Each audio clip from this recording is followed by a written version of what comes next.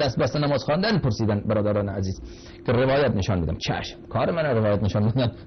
میگم یک حدیث نشان میده که دست باز نماز خوانده. پیغمبر خدا صلی الله علیه و سلم، پیغمبر خدا همیشه دست باز نماز میخوند. حالا این کتاب بخاری، کتاب کدام کتابه؟ کتاب صحیح بخاری. الله الله. ای خدا، از تمام مذاهب دنیا دروغتر مذهب عمری و بکریه، از همه دروغتر این، چون واضح و روشنه در خود کتابای اینا، با اینکه اینقدر سانسور کردن اینقدر بافتن بازم حق روشنه. المسند الصحيح من رسول الله صلى الله عليه وسلم صلى الله عليه وآله وسلم وسننه وأيامه لأبي عبد الله محمد بن إسماعيل البخاري، طبعة جديدة مصححة، دار إحياء التراث العربي. چاپ سال چنده؟ 2001. در این کتاب، کتاب الاذان، ببین کتاب الاذان باب سنة الجلوس في التشهد، کتاب الاذان باب سنة الجلوس في التشهد، حدیث 828. ان محمد بن عمرو بن عطاء گفت ما با چند نفر از اصحاب رسول خدا صلی الله علیه و آله و سلم نشسته بودیم. ذکر نماز پیغمبر شد که پیغمبر خدا صلی الله علیه و آله و سلم چگونه نماز میخواند.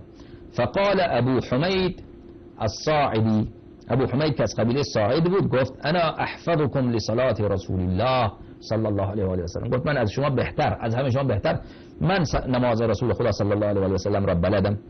رأیته اذا کبر، من میدیدم وقتی که رسول خدا صلی الله علیه و آله و سلم نماز را شروع میکرد تکبیر میگفت. جعل یدیه حذا من کبیه، دستای خود در مقابل شانه های خود میبرد. و اذا رکع امکن یدیه من رکبتیه، و وقتی که رکوع میکرد دستای خود به زانوان خود میرسانید. ثم حصر ظهره، و پشت خود را راست میکرد. فاذا رفع رأسه استوى، و سر خود را وقتی که بلند میکرد دیگر مستقیم میستید.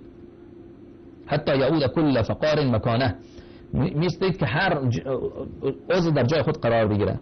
بعد سجده میکرد، دو دست خود را بر روی زمین میگذاشت و کفای دست خود را باز میکرد، بسته نگه نمیداشت.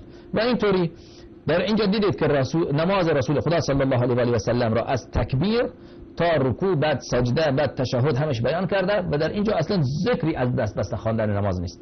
اگر رسول خدا صلی الله علیه و آله و سلم میگفت الله اکبر، بعد دست را روی سینه یا روی ناف، باید بیان میکرد، باید اینجا میگفت ابو امیر صاعدی و میگه الله اکبر گفت رسول خدا صلی الله علیه و آله و سلم. بعد حالا از کتاب سنن ترمذی بهتون نشان میدم که رسول خدا دست خود رها میکرد، دست خود بر سینه خود نمیآورد.